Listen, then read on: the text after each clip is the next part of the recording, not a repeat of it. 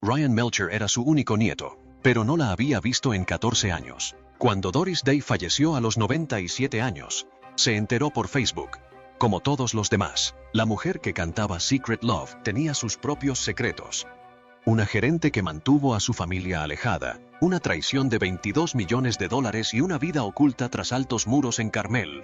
Ahora, Ryan rompe su silencio sobre la abuela que América amó pero que nunca conoció realmente. Doris Day nació como Doris Mary Ann Kappelhoff el 3 de abril de 1922 en Cincinnati, Ohio. Creció en un barrio obrero con sus padres, William, profesor de música, y Alma, ama de casa. Doris tenía 2 hermanos mayores, pero uno de ellos, Richard, falleció tristemente antes de que ella naciera. Esta pérdida moldeó su personalidad fuerte y decidida. Cuando aún era niña, sus padres se divorciaron, algo inusual y chocante en aquel momento. Doris fue criada principalmente por su madre, y enfrentaron muchos desafíos durante la Gran Depresión. Pero incluso de niña, Doris destacó por su carácter vivaz. Con tan solo 12 años, ganó un concurso de baile de pie sobre las manos durante más de 3 horas, lo que le valió clases de baile gratuitas. Esto demostró la determinación que definiría su vida. A Doris le encantaba bailar y soñaba con ser bailarina profesional. Pero a los 14 años, su vida dio un giro desgarrador. Justo antes de un viaje a Hollywood que podría haberle cambiado la vida, sufrió un terrible accidente de coche. Un tren chocó contra el coche en el que viajaba y le destrozó la pierna. Fue tan grave que los médicos pensaron que podrían tener que amputarle la pierna. Durante más de un año, Doris no pudo caminar y tuvo que someterse a muchas cirugías dolorosas. Durante este tiempo, recurrió al canto para sobrellevar la situación. Escuchaba la radio y cantaba con su artista favorita, Ella Fitzgerald. Su madre notó su talento y le consiguió una profesora de canto llamada Grace Rain. Grace decía que Doris era la alumna más talentosa a la que había enseñado. Con tan solo 15 años, Doris empezó a cantar profesionalmente. Su primer trabajo fue en un pequeño restaurante chino, donde ganaba $5 por noche. No era mucho, pero era un comienzo. Una noche, mientras cantaba en una discoteca local, llamó la atención de un líder de banda llamado Barney Rapp. Llevaba mucho tiempo buscando una cantante, y cuando escuchó a Doris, supo que era la indicada. Pero había un problema. Doris era demasiado joven para trabajar en lugares donde servían alcohol. Para solucionarlo, mintió sobre su edad y dijo que tenía 18 años. Le preocupaba que la gente se enterara, pero no quería perder la oportunidad de actuar. En 1939, cuando Doris tenía 17 años, se cambió el nombre. Barney Rapp pensó que su apellido, Kappelhoff, era demasiado difícil de pronunciar y demasiado largo para un nombre artístico. Tras escucharla cantar la canción día tras día, sugirió el nombre Doris Day. Al principio, a Doris no le gustó. Pensó que sonaba demasiado llamativo, pero con el tiempo se acostumbró y el nombre le quedó. Poco sabía ella que Doris Day se convertiría en uno de los nombres más famosos de Hollywood. Su vida cambió para siempre cuando se unió a la banda de Les Brown el 15 de marzo de 1940, con tan solo 18 años, pero casi no sucedió. Doris estaba tan asustada antes de su audición que no podía dejar de temblar, e incluso vomitó entre bastidores. El propio Les Brown tuvo que animarla, recordándole el talento que había escuchado en la radio. Con su apoyo, subió al escenario y cantó Embraceable You. La banda quedó atónita y Doris consiguió el trabajo. Sin embargo, su tiempo con la banda no fue fácil. El día de San Valentín de 1941, mientras viajaba con el grupo, Doris se enteró de que su hermano Paul había fallecido en un accidente de coche. Aunque estaba desconsolada, decidió actuar esa noche. Su emotivo canto hizo llorar al público. Esta capacidad de plasmar sus sentimientos en su música la haría destacar durante el resto de su carrera. El momento más importante de la banda de Les Brown llegó en 1945, cuando grabaron Sentimental Journey. Al principio, a Les no le gustó la canción, y la consideró demasiado anticuada, pero Doris creyó tanto en ella que le dijo que la dejaría si no la grababan. Finalmente, cedió, y la canción se convirtió en un éxito rotundo. Vendió más de 1 millón de copias en su primer año y se convirtió en el tema principal de los soldados que regresaban a casa tras la Segunda Guerra Mundial. Como dato curioso, Doris estaba resfriada cuando la grabó, lo que le dio a su voz un sonido ronco y emotivo que se convirtió en su sello personal. En 1947, Doris decidió probar una carrera en solitario. Al principio no fue fácil. Cuando firmó con Columbia Records el 1 de septiembre, sintió mucha presión. Fue una de las primeras artistas femeninas en conseguir un contrato tan grande como ese. Un contrato de 7 años por $1 millón. Pero incluso con esta gran oportunidad, las cosas no empezaron bien. En su primera sesión de grabación, descubrió que las canciones que le habían elegido eran aburridas y anticuadas. Doris se negó a cantarlas. Tras discutir con el estudio, finalmente le permitieron elegir sus propias canciones. Esa decisión la llevó a grabar It's Magic, que se convirtió en un éxito rotundo. Vendió más de 2 millones de copias e incluso le valió una nominación al Oscar. Lo que lo hizo aún más especial fue que Doris grabó It's Magic en una sola toma. Todos en el estudio quedaron maravillados. La canción fue tan popular que Columbia Records no pudo satisfacer la demanda. Tuvieron que dejar de grabar otros discos solo para producir más copias del éxito de Doris. La historia de Doris Day con Secret Love está llena de sorpresas. En 1953, la canción fue escrita para su película Calamity Jane, pero no le gustó nada. Pensó que la letra era demasiado sensiblera y se negó a cantarla. Esto puso a los cineastas en una situación difícil. El director, David Butler, decidió visitarla a altas horas de la noche. Llevó una botella de champán y a un pianista, rogándole que le diera una oportunidad a la canción. Tras mucho insistir, finalmente accedió. El día de la grabación tampoco fue fácil. Doris había pasado la noche entera discutiendo con su esposo, Marty Melcher, y llegó al estudio triste y llorando. Aún así, insistió en grabar la canción. La cantó en una sola toma, volcando toda su emoción en la interpretación. Todos en el estudio quedaron atónitos. Los miembros de la orquesta estaban llorando y el ingeniero de sonido ni siquiera podía hablar. La grabación fue tan impactante que Columbia Records decidió lanzarla tal cual, sin cambios, sin ediciones, nada. Cuando se lanzó, la canción se convirtió en un éxito rotundo. Secret Love se mantuvo en el número 1 de las listas de Billboard durante 19 semanas y vendió más de 4 millones de copias en todo el mundo. Incluso ganó un Oscar a la mejor canción original, convirtiendo a Doris en la primera persona en actuar en una película y cantar una canción ganadora del Oscar. Pero a pesar de la fama, Doris estaba nerviosa por interpretarla en vivo. Se negó a cantarla en los Oscar, alegando que tenía un miedo escénico terrible. Esto molestó a la gente de Hollywood, y algunos empezaron a decir que era difícil trabajar con ella, aunque no era cierto. Años después, Amor Secreto encontró un nuevo significado. Su letra sobre el amor oculto conmovió a la comunidad LGBTQ+ durante las décadas de 1960 y 1970, quienes la vieron como un himno a sus luchas. Cuando Doris se enteró de esto mucho después, se conmovió profundamente. Apoyó abiertamente a la comunidad, algo muy importante para una estrella de su época. La historia de Doris Day en Hollywood comenzó con un giro del destino. Una noche, en una fiesta, dos famosos compositores, Jules Stein y Sammy Cahn, la oyeron cantar. Quedaron tan impresionados que le sugirieron que probara la actuación. El momento era perfecto. Betty Hutton, la protagonista de Romance en Alta Mar, 1948, había abandonado el proyecto por embarazo. Doris tenía 25 años y nunca había actuado.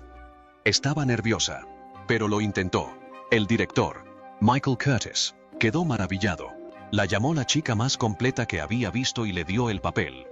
Su actuación en la película la convirtió en una estrella. A pesar de ser nueva en la actuación, Doris se veía tan natural en pantalla que la gente creía que llevaba años haciéndolo. El éxito de la película le valió un contrato a largo plazo con Warner Brothers, lo que dio inicio a su increíble carrera en Hollywood. En la década de 1950, Doris se convirtió en una de las mayores estrellas de los musicales. Una de sus películas más famosas fue Calamity Jane, 1953. Interpretó a una mujer de la frontera audaz y aventurera, un gran cambio respecto a sus habituales papeles dulces e inocentes. Doris se entregó por completo al papel, incluso realizando acrobacias peligrosas, como saltar sobre una diligencia en movimiento. Se lastimó al romperse una costilla, pero su esfuerzo valió la pena. La película recaudó más de 3,7 millones de dólares y sigue siendo admirada. Otro gran éxito llegó con The Pajama Game, 1957, un divertido musical sobre los trabajadores de una fábrica de pijamas. La película se basó en un espectáculo de Broadway, y la mayor parte del reparto se mantuvo igual, excepto Doris. Su canción, Hey There, también arrasó en las listas, y su animada actuación convirtió la película en un éxito. Recaudó $5 millones en taquilla y demostró que Doris era una de las estrellas más populares de la época. La carrera de Doris Day dio un giro en 1955 con la película Ámame o Déjame.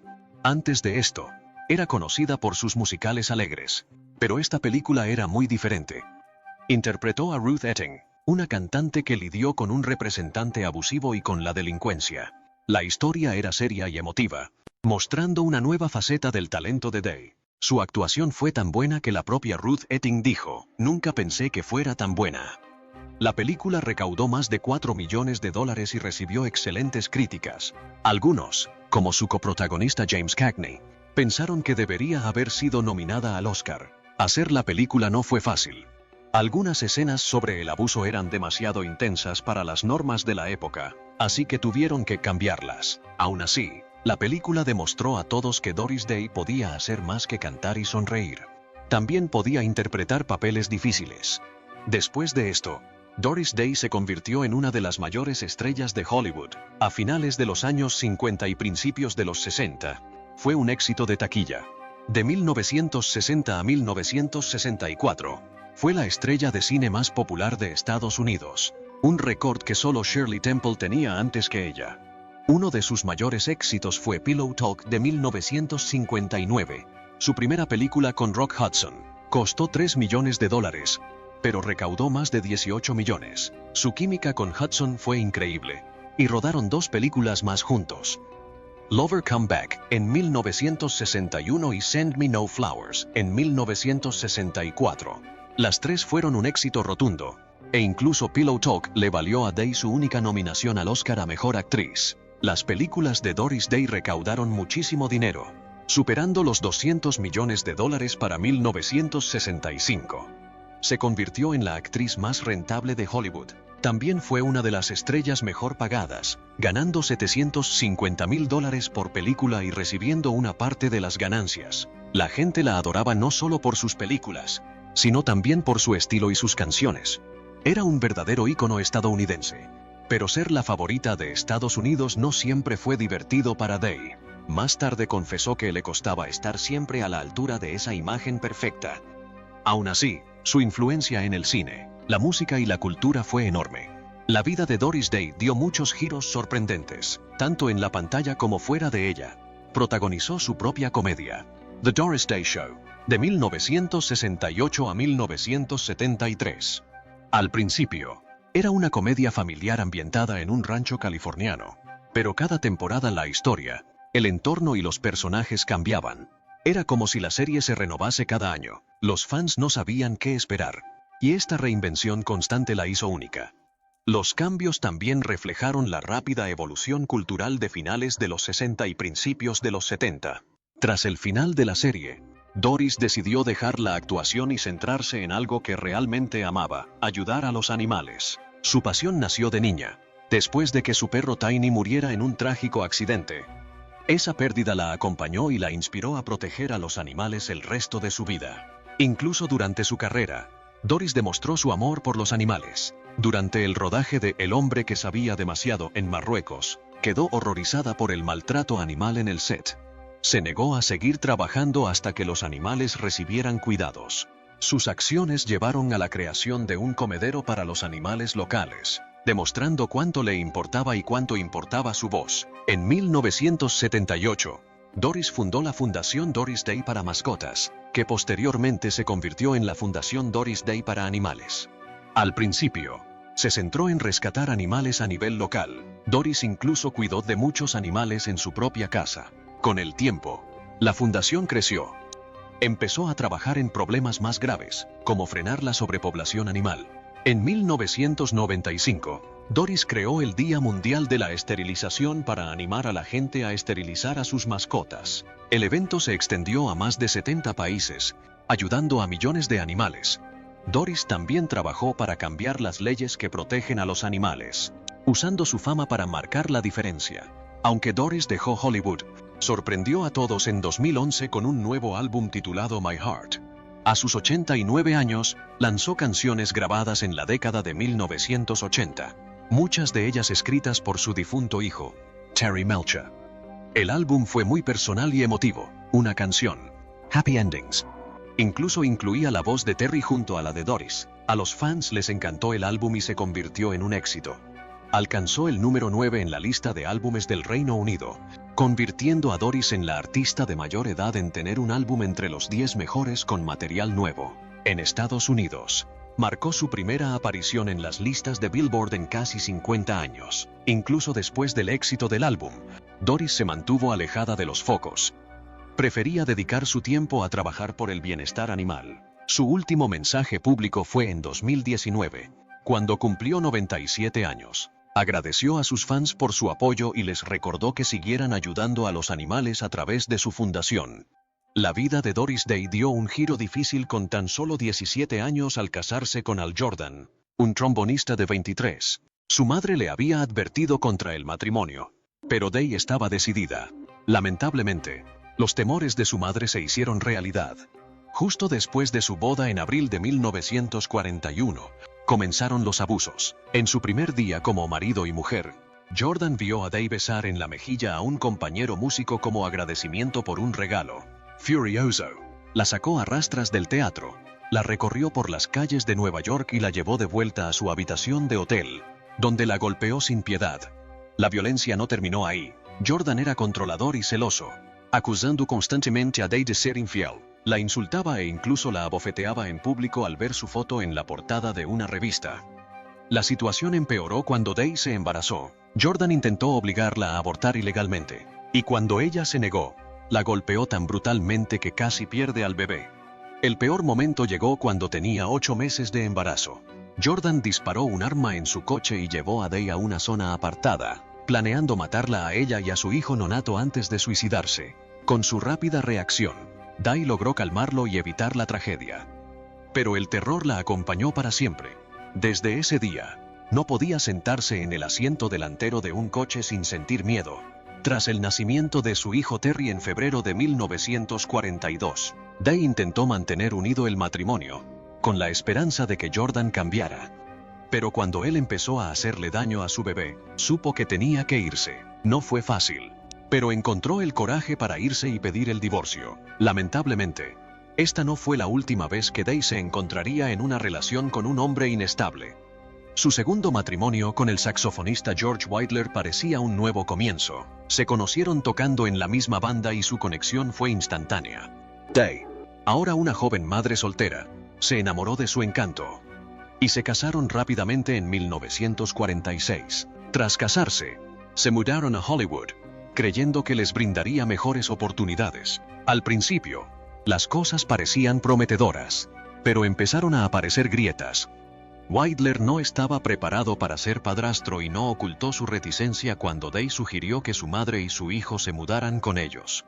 También tuvo dificultades para aceptar el creciente éxito de Day. A medida que su carrera musical despegaba, se volvió inseguro y distante. Entonces, tan solo 8 meses después de su boda, le dio un golpe demoledor. Quería el divorcio. Su razón: no quería verse eclipsado por su creciente fama ni ser conocido como el Señor Doris Day. Day quedó devastada. Esperaba que este matrimonio le trajera estabilidad y felicidad, pero terminó casi tan rápido como empezó. Tras formalizarse el divorcio en 1949, regresó a Cincinnati con su hijo, buscando consuelo y tiempo para sanar. Cuando se casó con Martin Melcher en 1951, creyó haber encontrado la felicidad. En cambio, él se convirtió en su representante y la arruinó en secreto. Durante 17 años, Melcher y su socio, Jerome Rosenthal, le robaron el dinero y lo malgastaron en malos negocios. Doris confiaba plenamente en Melcher y nunca cuestionó sus acciones. Cuando Melcher falleció repentinamente en 1968, Doris descubrió la terrible verdad. Toda su fortuna, que hoy ascendería a $150 millones, desapareció. Además, tenía una deuda de $500,000. Pero eso no era todo. Melcher la había fichado en secreto para un programa de la CBS sin pedírselo.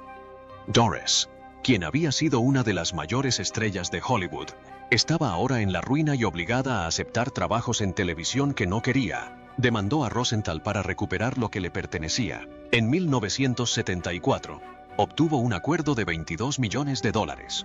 Pero al final, solo recibió una pequeña parte tras negociar con las aseguradoras. Su hijo confesó después que recibió mucho menos de lo que se creía. Esta traición fue devastadora.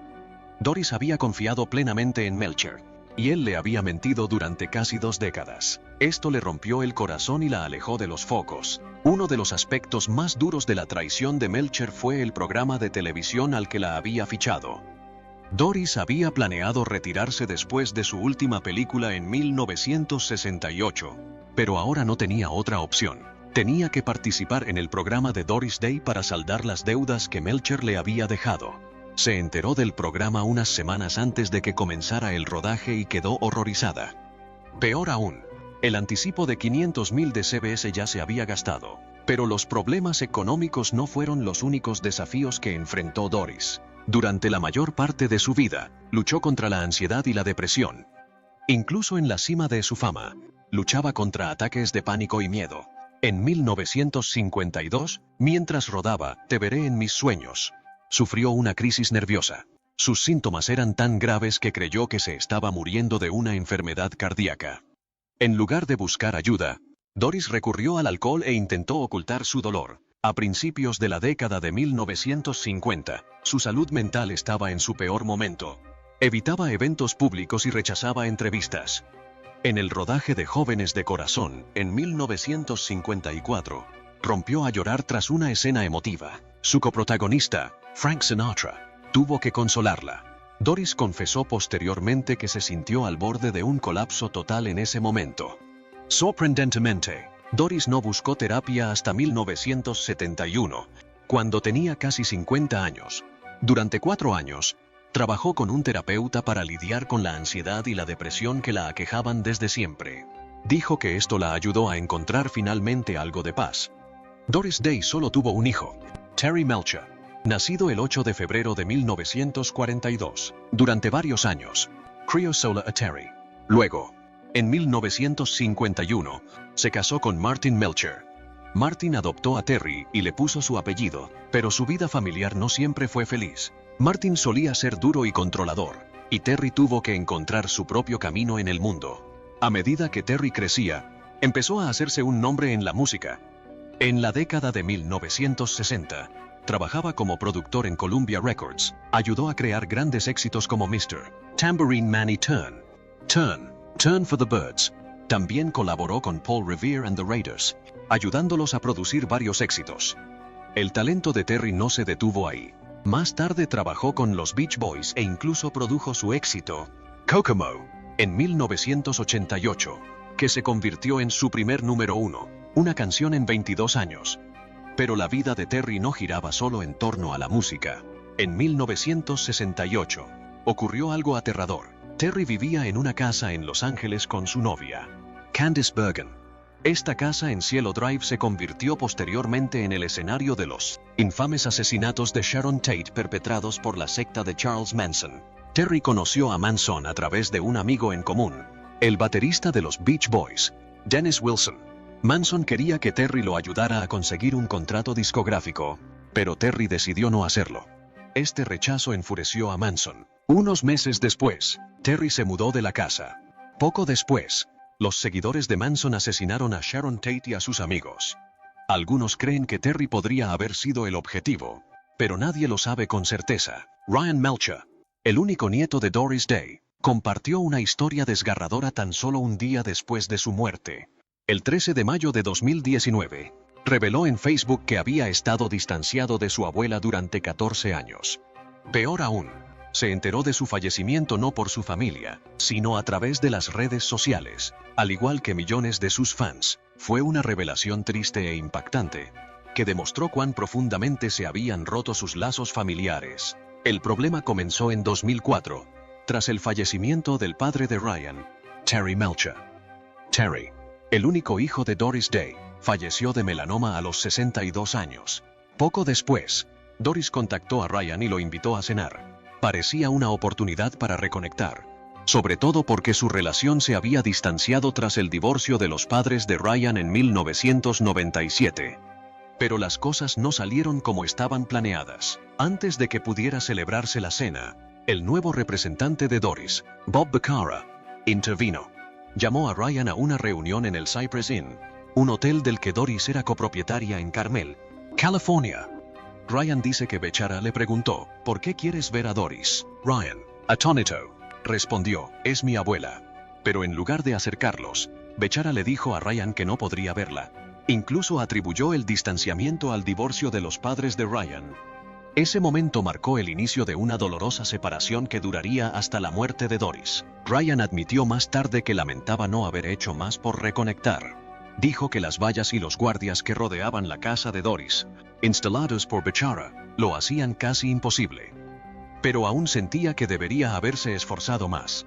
Con los años, Ryan siguió adelante con su vida y se convirtió en agente inmobiliario en Carmel. Mientras tanto, afirma que Becerra hizo cambios en la Fundación de Bienestar Animal de Doris, despidiendo a los miembros de la junta directiva que llevaban mucho tiempo en activo y reemplazándolos con su propia familia.